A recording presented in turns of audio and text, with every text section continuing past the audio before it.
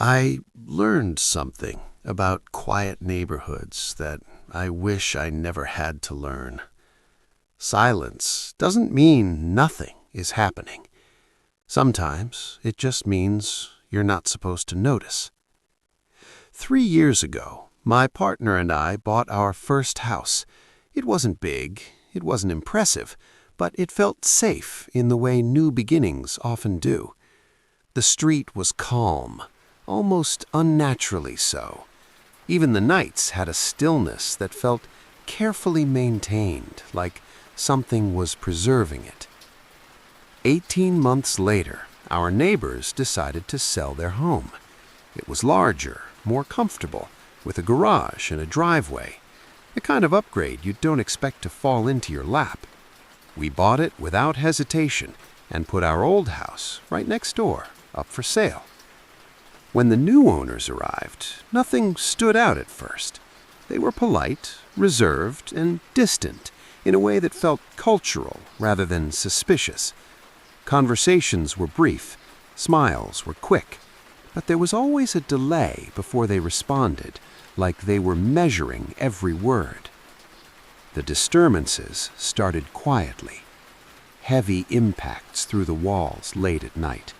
Music that would begin without warning and stop just as suddenly. Not frequent enough to complain about, just enough to remind us someone was always there. We told ourselves every house has its sounds, pipes, furniture, settling foundations, but there were patterns. The noise only happened after midnight, always irregular, never predictable, and always followed by a kind of silence that felt attentive. The first incident that felt undeniably wrong happened on a gray afternoon. The neighbor returned home with severe damage on both sides of his car, long, deep scrapes that ran parallel down the doors. When we asked what happened, his explanation sounded rehearsed but unfinished. He described two unrelated accidents occurring moments apart, as if he had practiced the story but forgotten the details that make events believable. We let it go. People have bad days. Accidents happen. Then he called us one evening in a panic. His voice was shaking so hard it barely sounded human. He said someone was outside his house tampering with his cameras. He begged us to check. We looked through the window and saw two men near his front door. They moved with calm coordination, not rushed, not hesitant, like they expected to be there. We called the police. By the time they arrived, the men were gone. Nothing had been taken, no forced entry, just a disturbance that left no trace except unease. Later, reviewing our doorbell footage, we watched the two men stand outside his home before the incident. They spoke quietly to each other, pointing, deciding something. They didn't look like burglars searching for opportunity. They looked like people confirming instructions. A week passed. Then everything escalated without warning. In the early evening, my partner called me, his voice thin and strained.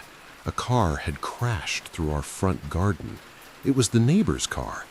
Two men were loading expensive electronics into it with frantic efficiency.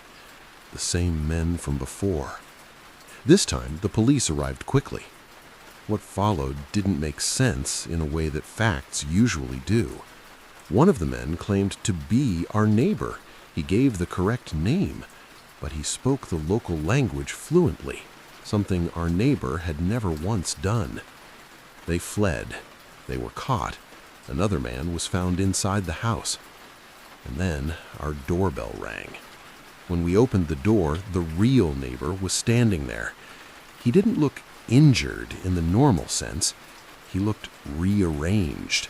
His face was swollen, distorted beyond expression. One arm hung loosely as if it no longer belonged to him. He refused to speak to the police, refused medical help, refused explanation. Later that night, he returned again, trembling, whispering that someone wanted him gone. He asked to stay with us. Something in his eyes made refusal feel necessary for survival rather than choice. We drove him to the hospital and told him we would not be home that night. But we went home anyway, locked the doors, turned off the lights. At around 1 a.m., our dog began to growl. Not bark, growl. The doorbell camera showed him standing on our porch again, motionless, waiting. When headlights approached, he didn't run. He lowered himself behind our parked cars and watched the street. A car arrived. His wife stepped out. She saw him immediately. She approached slowly. When she reached him, she began crying in a way that didn't sound like grief or relief. It sounded like recognition. They left together. We never saw him again. His wife returned days later and told us she didn't expect him to come back. She never explained why. I told myself I didn't want to know the truth. But not wanting to know doesn't erase what you've already seen. Months later, in a different home, I began noticing sounds outside my window at night. Subtle movements that stopped whenever I tried to confirm them. I convinced myself they were animals, wind, my imagination adapting to unfamiliar surroundings. My room sat at ground level. One wall faced the backyard. The blinds were old and incomplete, leaving narrow gaps that never fully closed. Across from the window was a mirrored closet door. No matter where I stood, the window remained visible. The sounds returned every few weeks, always late, always just enough to suggest presence without proof. Sometimes I thought I heard breathing.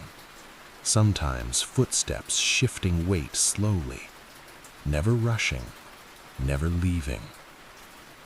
I stopped looking directly at the window. It felt safer to see it only in reflection. Distance created denial. One night, during a violent windstorm, everything became undeniable. My father stepped outside to secure loose objects in the yard. The light from my room illuminated something near the house. He thought it was debris until it moved. A man was standing directly outside my window, not hiding, not approaching, just standing close enough to look inside without obstruction. When my father shouted, the man ran and cleared the fence with practiced ease. No hesitation, no misstep. For years, something had been watching from a place where we never expected to look closely. After that, every sound from my childhood room reorganized itself in memory. Every dismissed noise, every moment of hesitation, every time I chose not to confirm what I suspected. The house we moved into after that had a finished basement. My room was there. It felt sealed, insulated from the outside world, safer because it was contained. Then we came home one evening to find the front door open. Nothing was stolen, nothing broken, but objects had been moved in ways that suggested observation rather than theft. Books rearranged, small items relocated, subtle changes designed to test awareness.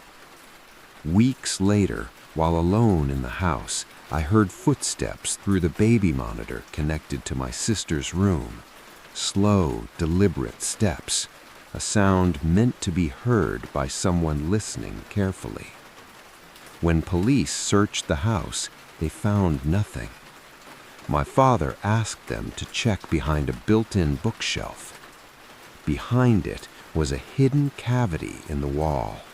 Inside were food wrappers, personal items, and signs of prolonged presence. Someone had been living there, entering and leaving through a basement window. Days later, I found a small opening in that hidden space, a viewing hole aligned perfectly with my bed, not angled randomly, not accidental, precise. Every house we had lived in contained a version of the same realization. Safety had never been about walls or doors. It had always depended on whether we were being watched. I still think about the neighbor who vanished. The man outside my window. The hidden room in the wall. Different houses, different cities, different circumstances.